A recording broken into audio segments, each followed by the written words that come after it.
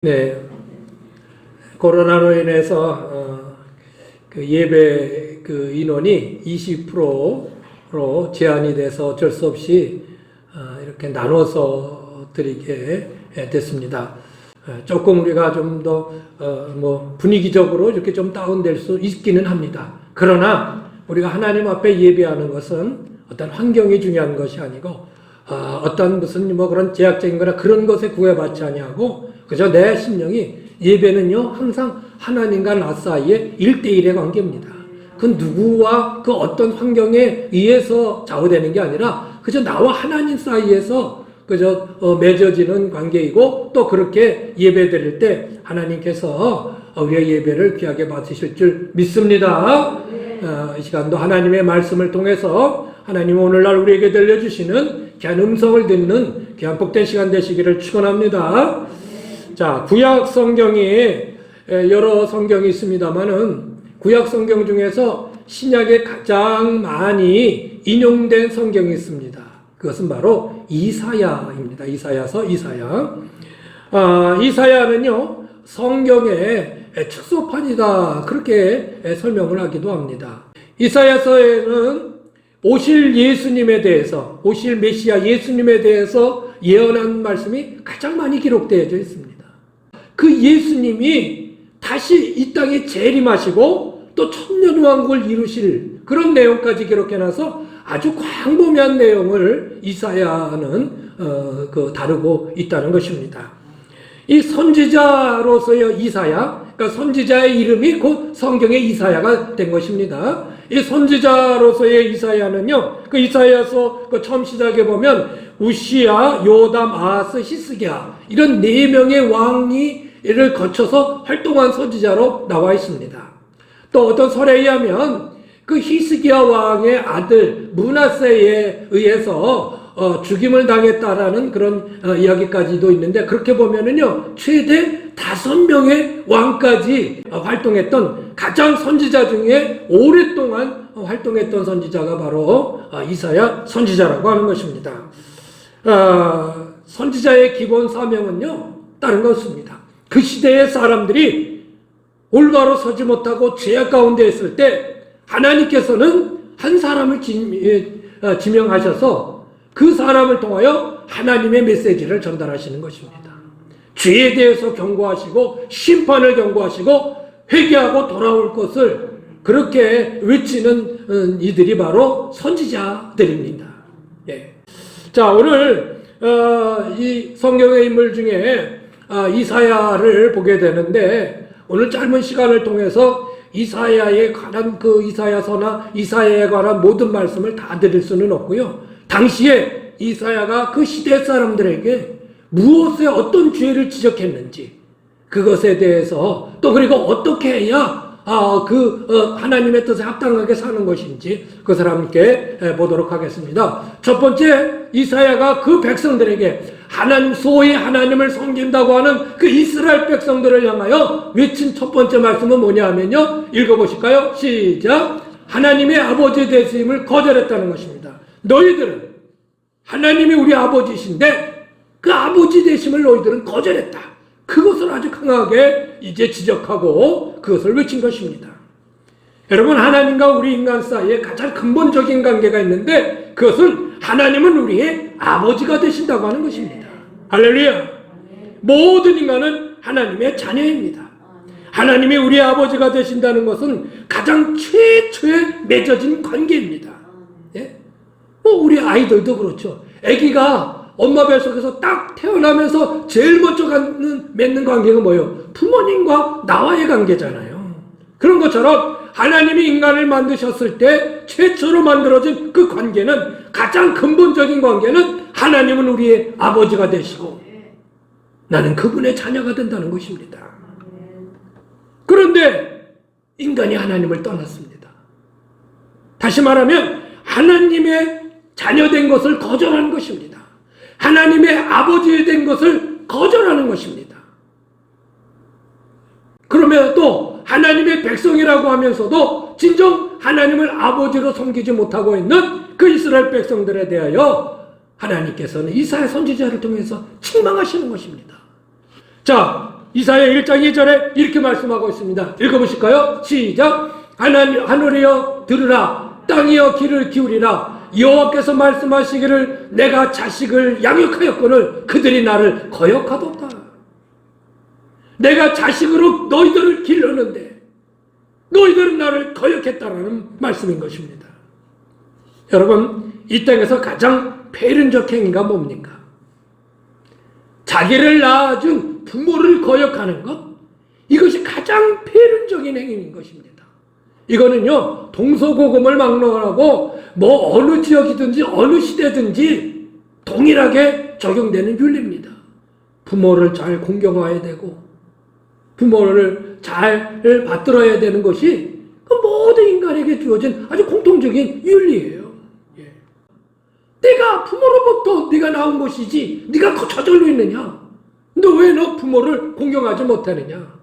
그렇게 지적하는 그 폐륜적 행위를 우리가 말하면서 우리의 영원한 아버지 대신 하나님을 아버지로 모시지 않고 사는 것에 대해서는 무감각하다는 거예요.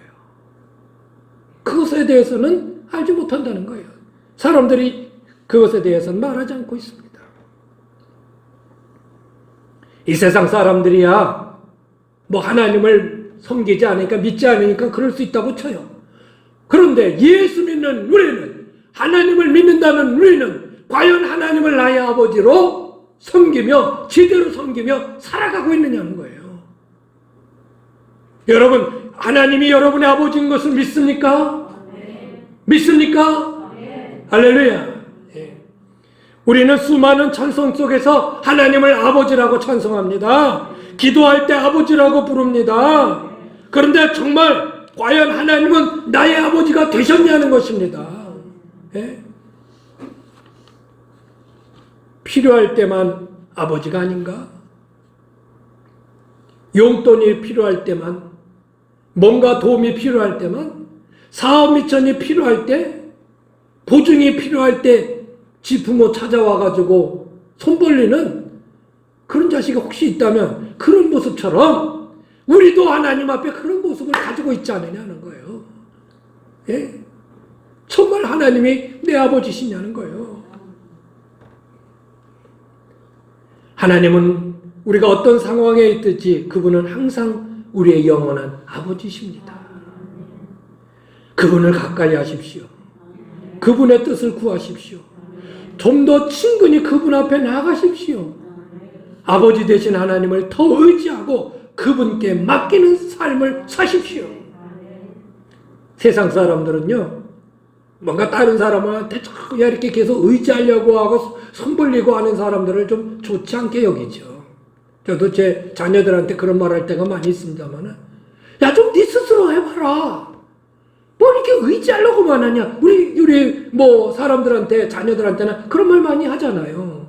그렇죠? 예? 너는 뭘 그렇게 넓어 네 스스로 하려고 하지 않고 그냥 남들한테만 뭘 도움을 받아서만 하려고 그러느냐. 그런 얘기를 하는데 하나님은 반대예요. 야, 왜 네 독단적으로 하려고 그러냐? 왜 네 마음대로 하려고 그러냐? 예? 왜 네 생각대로 하려고 그러냐? 너 내가 아버지인데 너 좀 나를 의지해야지 않냐? 내게 좀 맡겨봐. 하나님은 오히려 그거를 더 좋아하신다는 거예요. 예. 그래서 우리가 하나님을 아버지라고 부르는 것은 다른 거 아니에요. 하나님을 더 의지하고 살고 하나님께 더 맡기면서 그 믿음 없이는 불가능한 것이죠. 그런 모습을 가지고 사는 것이 바로 하나님을 아버지라고 부르는 이들의 모습인 것입니다. 성경이 이렇게 말씀하고 있습니다. 읽어보세요. 너는 마음을 시작. 너는 마음을 다하여 여호와를 신뢰하고 내 명철을 의지하지 말라. 너는 범사의 그를 인정하라. 그러면 내 길을 지도하시리라. 내 명철을 의지하지 말라. 내 힘만 가지고 살라고 그러지 말라. 예? 네가 가지고 있는 지식 그 얼마나 되냐? 그 쥐꼬리만한 지식, 쥐꼬리만한 경험. 쥐꼬리는 커요. 두더지꼬리가 작은가? 예? 요만한 거 가지고 잘난 것처럼 이렇게 내 힘으로 잘 살아보겠다고. 하나님께서 손을 내밀지만 거절하는 거예요. 야, 내가 너도 도와줄게. 아니요, 내 마음대로 할 수 있어요. 아예 내 힘으로 살 수 있어요. 여러분, 하나님의 손 벌리고 계신데 왜 안 잡냐 말이에요. 왜 내 마음대로 해보겠다는 거냐 말이에요. 그래놓고 실패하고 여러 가지 어려움이 나면 그때서 하나님 왜 이러는 거냐고 그때서 소리를 내버려. 그래서 그래서 내가 잡아준다고 그랬지 않냐. 이 말씀 또 읽어보세요. 예레미야 17장 7절 시작. 그러나 물은 여호와를 의지하며 여호와를 의뢰하는 그 사람은 복을 받을 것이라. 어쩔 수 없어요. 우리는 하나님 도움 가지고 사는 거예요. 예, 내 힘이 얼마나 가요? 내 무슨 강력한 두 팔? 그거 5, 10년만 지나보세요. 힘센 사람이나 젊어서 힘센 사람이나 약했던 사람이나 다 평준화돼요. 예? 똑똑하다고요? 한 60, 70만 돼봐요. 손에다가 핸드폰 들고 내 핸드폰 어디 있니? 이러는 거야. 우리 이제 선교회에 있는 사모님이 얘기를 해주는데 핸드폰이 어디 갔더라는 거에서 이게 어디 갔나 한참 아니요 그것도 아니야 한참 찾고 있었어요. 그래가지고 이렇게 어디 갔냐 그리고 이제 그 옥수수를 찌고 있었어요. 그래서 옥수수를 다 치고 딱 없애 그 안에 들어갔어. 옥수수를 찌는데 그 안에다 놓고 핸드폰을 놓고 찐 거요. 그랬다고 어이없다고. 그러니까요 인생 70이면 모든 지식은 평준화돼요. 많이 배운 사람이나 못 배운 사람이나 가방끈 길든 사람이나 짧은 사람이나 그저 자기가 가지고 경험 가지고 그저 사는 거지. 똑같아요. 하나님 의지하세요. 하나님 의지하세요. 그렇게 하고 살면요 그래도 여러분이 그런 가지고 있는 거 알고 있는 거 얼마든지 사용할 수 있어요. 예, 걱정하지 마세요. 그거 뺏길까? 뺏기지 않아요. 예. 이것이 믿음의 삶입니다. 이것이 신앙입니다. 내 마음대로 살겠다는 사람이 세상 사람들이고 아니에요. 하나님 도움 없이는 저희는 못 살아요. 하나님 도와주세요. 의지하고 사는 게 예수 믿는 우리 믿음의 삶인 거예요. 간단해요. 그거 차이예요. 예. 살아가는 모습은 다 똑같아요. 누군 잘 살고 못 살고 거기서 거기에요. 잘났거나 못났거나 다 똑같아요. 그러나 예수 믿지 않는 사람들은 내 힘 가지고 내 맘대로 살겠다는 거고요. 우리는 하나님을 의지하면서 하나님의 뜻에 살아가겠다고 고백하면서 하는 사람이 바로 우리란 말이에요. 우리. 할렐루야. 이스라엘 백성들은 그렇지 못했어요. 이사야 31장을 보면요. 너는 왜 애굽한테 애굽 나라 지금의 이집트에 도움을 구하 니네 나라가 어렵다고 왜 그 나라에 도움을 구하러 가느냐. 네 나라에 왜 하나님이 안 계시냐? 왜 그 나라의 마병을 의지하고 군대를 의지하고 왜 거기 군사를 의지하냐? 너희들에게 왜 하나님이 없냐? 막 하나님 이렇게 책망하시는 거예요. 예? 이스라엘 백성들은요 하나님 아버지 되심을 거절했어요. 그러니까 심지어요 이사야 1장 3절에는요 이렇게까지 말씀하고 있어요. 우리 한번 보세요. 읽어볼까요? 시작. 소는 그 임자를 알고 나귀는 그 주인의 구유를 알건만은 이스라엘을 알지 못하고 나의 백성은 깨닫지 못하는도다 하셨도다. 소도 그 임자를 안다는 거예요. 짐승들도 그 주인을 안다는 거예요. 보세요. 소도 그 임자를 알고 나귀도 그 주인을 안다는 거예요. 근데 너희들은 뭐냐는 겁니다. 내가 너희들을 만들었고 낳았다는 말이야. 그래 너희들을 잘 길렀는데 너희들은 나를 아버지로 인정하지 않는다. 나를 거절한다. 보세요. 4절 시작. 그들이 여호와를 버리며 이스라엘의 거룩하신 이를 만홀히 여겨 멀리하고 물러갔도다. 그렇게 말씀하고 있는 것입니다. 그러니까요. 너희들은 이스라엘 백성들은 뭐만도 못하다? 그래요. 이거 참 이사야가 이건 정말 엄청나게 이거 책망하는 거예요. 너희들 짐승만도 못하다는 거지. 하나님은 우리의 아버지십니다. 이것을 인정하고 그 하나님을 공경하는 것은 그분을 더 의지하며 그분께 맡기며 사는 것입니다. 이것이 믿음이라는 거예요. 이것이 믿음이라는 거예요. 이사야가 외친 것은 바로 그것입니다. 너희들 하나님 아버지를 제대로 섬겨라 말이죠. 두 번째는요 뭘까요? 시작! 의로움을 저버렸다는 것입니다. 의로움을 저버렸다. 이사야가 가장 강력하게 외친 말씀이 바로 그겁니다. 너희들은 불의하다. 너희들은 올바른 일을 행하지 못하고 있다. 아주 그거를 강력하게 지적하고 경고하고 심판에 대해서 말씀하는 내용이 바로 이사야서입니다. 이사야가 외친 건요, 이스라엘 백성들이 의로움을 저버렸고요, 정직하지 못했고, 가난한 자, 고와 약한 자들을 괴롭혔고, 고위급들은 뇌물을 받고, 부유한 자들은 자기 혼자만 살려고 호의호식하고 집에 집을 더 짓고, 그렇게 남들은 생각하지도 않고 그렇게 살고 있다고 아주 강력하게 외치는 것입니다.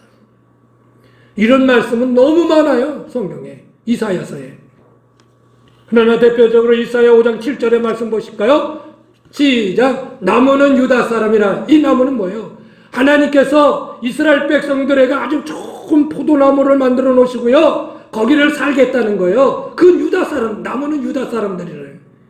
자, 계속 그들에게 시작! 그들에게 정의를 바라셨더니 도리어 포악이요, 그들에게 공의를 바라셨더니 도리어 부르짖음이었도다. 부르짖는데, 예? 의롭게 살라고 얘기하셨는데 그러지 못했다는 거예요. 또 8절의 말씀 뭐예요? 시작! 가옥에 가옥을 이으며 전토에 전토를 도하며 빈틈없도록 하고 이 땅 가운데서 홀로 거주하려 하는 자들은 화 있을진저. 집을 짓고 또 집을 짓고 더 자기 집을 더 크게 짓고 더 많이 짓고 더 웃고, 이 집도 내 집이고 저 집도 내 집이고 이 땅도 내 땅이고 저 땅도 내 땅이고, 오늘날 특히 부동산 투기하면서 사는 사람들, 지 혼자 살라고 그러나 왜 모든 걸 자기 땅으로 만들려고 하는 그런 욕심을 부리는 사람들, 예? 너희들이 그런 모습을 가지고 산다는 것입니다. 사랑하는 여러분, 예수 믿는 우리들은 의로워야 합니다. 왜요? 우리는 예수 믿고 우리의 모든 죄를 사함받은 의인이라는 인정을 받은 사람들입니다. 그걸 우리는 칭의라고 하는데, 여러분은 의인이 되었다고 인정받은 사람들이에요. 인정받았을 뿐만 아니라 우리는 그 인정받은 대로 그렇게 의롭게 살아가야 된다는 것입니다. 아멘. 그것이 마땅하다는 것이죠. 세상의 사람들은요, 일반적으로 종교를 가지고 있는 사람들, 특히 교회를 다니고 있는 사람들에 대해서 아주 엄격한 의의 잣대를 들이댑니다. 아이고, 예수 믿는 사람들 저래요.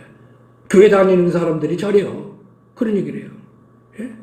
여러분, 그들에게 뭐라고 할 거 없습니다. 저는 그게 당연한 거라고 생각해요. 예? 우리가 그런 사람들한테 그렇게 이야기를 듣는 거 하나님이 하시는 말씀으로 들을 수 있어야 합니다. 예? 우리는 더 엄격하게, 더 의로워야 합니다. 세상 사람들보다 못하면 안 됩니다. 근데 우리가 그렇게 살지 못하니까 비난받고 세상 사람들이 뭐라고 하는 거예요. 당시의 이사야는요, 하나님을 섬긴다는 사람들이 이런 이중적 행태에 대해서 하나님의 말씀으로 강력히 경고하는 메시지를 던진 것입니다. 너희들 하나님을 섬긴다면서 그러냐? 의롭게 살지 못하냐? 왜? 이사야 1장 15절 시작! 너희가 손을 펼 때에 내가 내 눈을 너희에게서 가리고 너희가 많이 기도할지라도 내가 듣지 아니하리니 이는 너희의 손에 피가 가득함이라. 이거 무서운 말씀입니다. 네가 손을 모아 나한테 기도해? 아이고, 나 안 들어. 예? 그거 정말이에요. 우리가 이게 정말 무섭게 들어야 될 말씀이에요. 손에 각종 죄악으로 피로 가득한 그 손을 가지고 나한테 기도를 해? 정말요.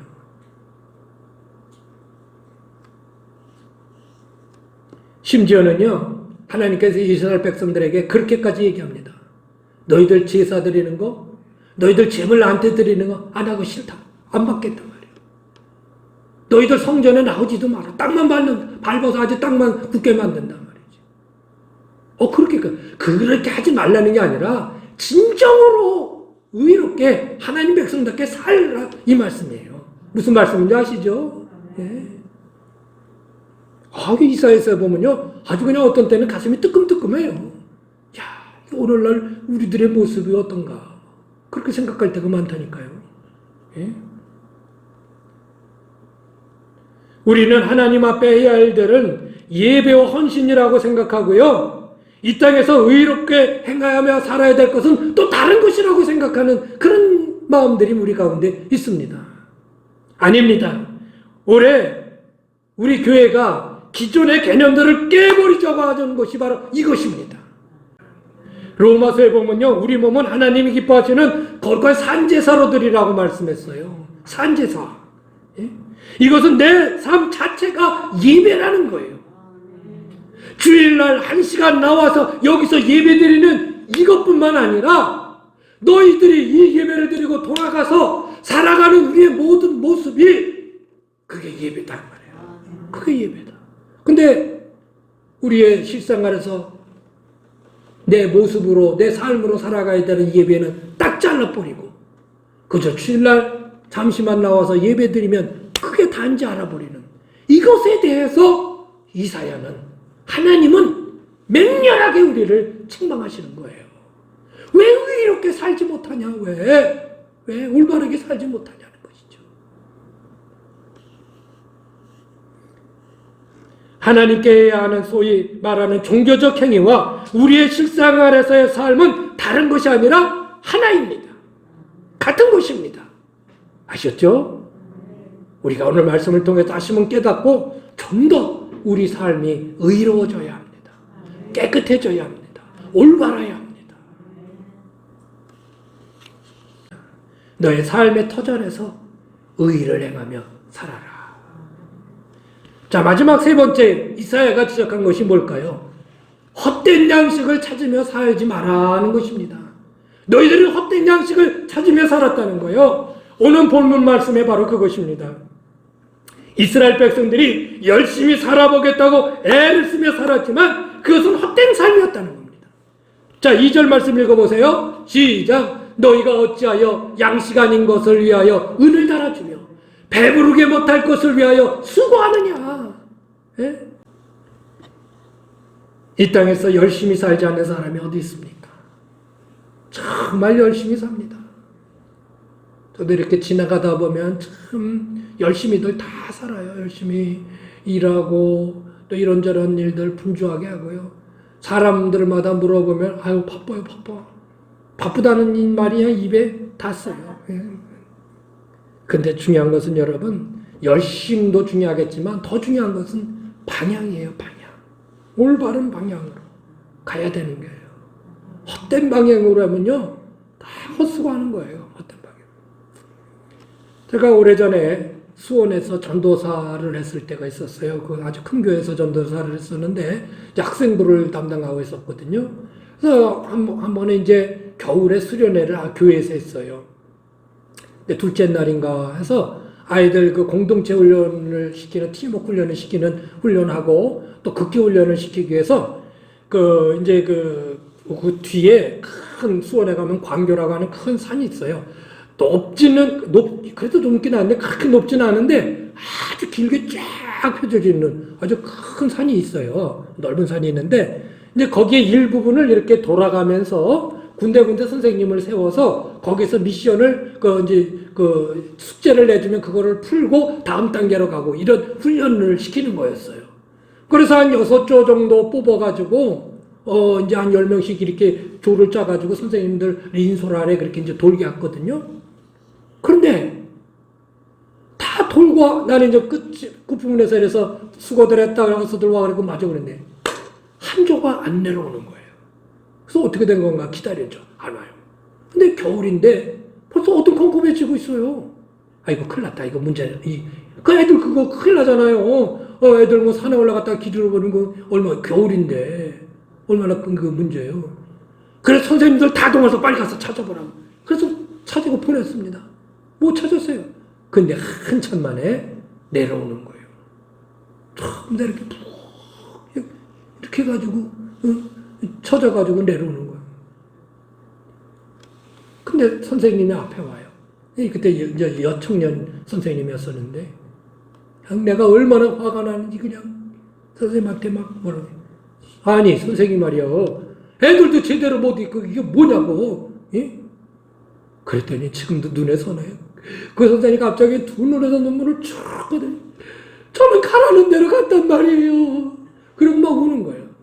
그 왜 그랬나 그 이유를 찾아봤더니 중간에 어떤 한조가요 어떤 놈이 아주 괘씸한 놈이 너희들 고생 좀 해봐라 그러고 이 화살표를 이렇게 말뚝을 박았는데 이거를 탁 쳐가지고 이쪽으로 바꿔놓은 거야. 그래가지고 깊은 산속으로 들어가 버린 거예요. 예. 근데 이제 다음 주는 선생님이 아무리 봐도 아닌 거니까 이거 잘못된 것 같다고 해가지고 그걸 다시 이제 원래대로 이렇게 돌려놨어요. 예. 그런데 이쪽은 양 산을 뺑뺑 이 산으로 갔다가 여기가 아닌가벼 저 산으로 갔다가 저기도 아닌가벼 그래 그냥 뺑글뺑글 밤이 내려가지고 온 거예요. 나중에 그걸 알고 또 여선생님한테 아유 그래 고생했어요. 했었어. 아무리 열심히 가요 뭐래요. 방향이 잘못됐는데 말이죠. 그렇죠? 여러분 우리 인생을 살다 보면 여러 길을 맞이할 때가 있어요. 이런 길 저런 길 많죠. 예? 어쩌건 오른쪽으로 가야 될 때도 있고 어쩌건 왼쪽 아니 돌아가야 되나 이런저런 선택의 기로에 많이 놓여 있어요.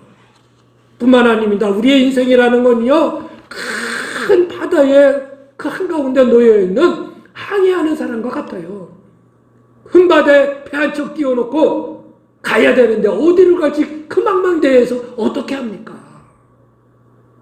그런데 왼쪽으로 가야 되는지 오른쪽으로 가야 되는지 모르는 우리 인생의 길에 우리의 길을 가르쳐 주시는 분이 있습니다. 우리의 주님이십니다. 내가 그 길이요 진리요 생명이네. 나로 말미암아 나를 따라오라는 말씀입니다. 그리고 망망대에 우리가 들어가 있을 때 우리의 어깨를 잡고 우리의 갈 길을 지시해 주시는 분이 있습니다. 우리 주님이십니다. 저 길로 가라. 저 길로 가라. 할렐루야. 네. 길을 바로 선택해야 합니다. 이스라엘 백성들이 너희들 지들 살겠다고 열심히 애쓰고 살아보는데 그건 너희들 양식이 안 되는 짓이다. 내게 와라. 내게 가까이 와라. 내게 가까이 와라. 결국 뭐예요? 내게 가까이 와서 자 3절의 말씀 한번 읽어보실까요? 시작. 너희는 길을 기울여 내게로 나오라. 들으라. 그러면 너희 영혼이 살라. 너희 영혼이 산다. 계속해서 내가 너희를 위하여 영원한 언약을 맺으리니 곧 다윗에게 허락한 확실한 은혜니라. 이 확실한 은혜를 내게 와서 받아라. 받아라. 여러분 우리 주님 앞에 더 가까이 나가십시오. 그리고 주님의 은혜에 더 그 품에 안기십시오. 더 주님의 은혜를 사모하십시오. 그러면 주님이 우리를 부둥켜 안고 우리의 옷을 오른손을 붙들고 주님과 함께 동행하는 삶을 살 수 있는 것입니다. 이리 갈까 저리 갈까 차라리 돌아서 갈까 염려할 필요 없습니다. 왜 그렇게 염려하십니까? 이유는 하나입니다. 주님을 더 붙들지 않기 때문에 주님의 은혜 안에 더 들어가지 못하기 때문에 주님을 더 들어가면 주님께서 우리의 어깨를 붙드시고 우리의 발을 붙드시고 가자 이 길이다 하고 우리를 이끌어 주셔요. 할렐루야. 할렐루야. 저는 너무나 그런 걸 많이 보았습니다. 여러분 앞에 하나님께서 예배해 주신 귀한 미래들이 있습니다. 소망들이 있습니다. 우리는 그 길이 어느 길인지 막막합니다. 그러나 한 걸음 나가면 하나님께서 또 보여주시고 한 걸음 나가면 하나님께서 또 보여주시고 그 길을 향해 우리를 이끌어 가시는 거예요. 그저 우리는 주님의 은혜 안에 또 주님과 더 같이 가기를 원합니다. 여러분 그 길이 힘들고 어렵고 괴로운 게 아니에요. 그저 주님 앞 같이 나가면 즐거운 거예요. 즐거운 거예요. 할렐루야. 물론 여러분이 여러 애쓰는 일도 있겠지요. 그러나 하나님 앞에 향하는 헌신들이 너무나 기쁘고 감사한 거예요. 그저 그냥 이끄시는 대로. 할렐루야. 예. 이사야가 이스라엘 백성들에게 너희들 헛된 양식 찾지 말고 내게 나와라. 내가 너희들에게 진정한 양식을 줄게. 나와 함께 하자. 진정한 양식이 뭐예요? 은혜요, 은혜. 그게 은혜요. 다른 게 은혜가 아니요. 그게 은혜요. 이런 거는 내 안에 가득 차면 그냥 기쁜 거예요. 그걸 어떻게 설명해야 되는지 모르겠어요. 여러분이 그 은혜를 누려보세요. 그냥 감사하고 기쁘고, 저절로. 믿습니까? 그리고 하나하나 하나님이 역사해 주시는 걸 볼 때마다 할렐루야, 하나님 또 이렇게 이끌어 주셨네. 감사하면서 그렇게 나가는 것이죠. 인상 찌그릴 이유가 없습니다. 말씀을 마치겠습니다. 오늘 이사야 선지자를 통해서 당시의 시대뿐만 아니라 오늘 이 시대에 우리에게 주시는 말씀이 무엇입니까? 정말 하나님을 나의 아버지로 더 확실하게 믿으며 살라는 겁니다. 그건 뭐예요? 다른 거 아닙니다. 그 하나님을 더 의지하고 그 하나님께 더 맡기며 살라는 것입니다. 네 마음대로 살라고 그러지 말고, 네 마음대로 살지 말고.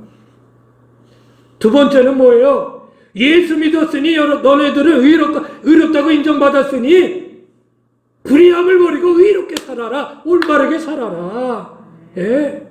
더 의를 행하며 살아라. 세 번째는 뭐예요? 헛된 양식에 애쓰지 말고 내게 나와라. 내게 진정한 양식을 구해라. 내 은혜 안에 들어와라. 할렐루야. 벗어나려고 하지 마십시오. 그 안에 풍성히 들어갈 수 있는 여러분 모두가 되시기를 주의 이름으로 축원합니다.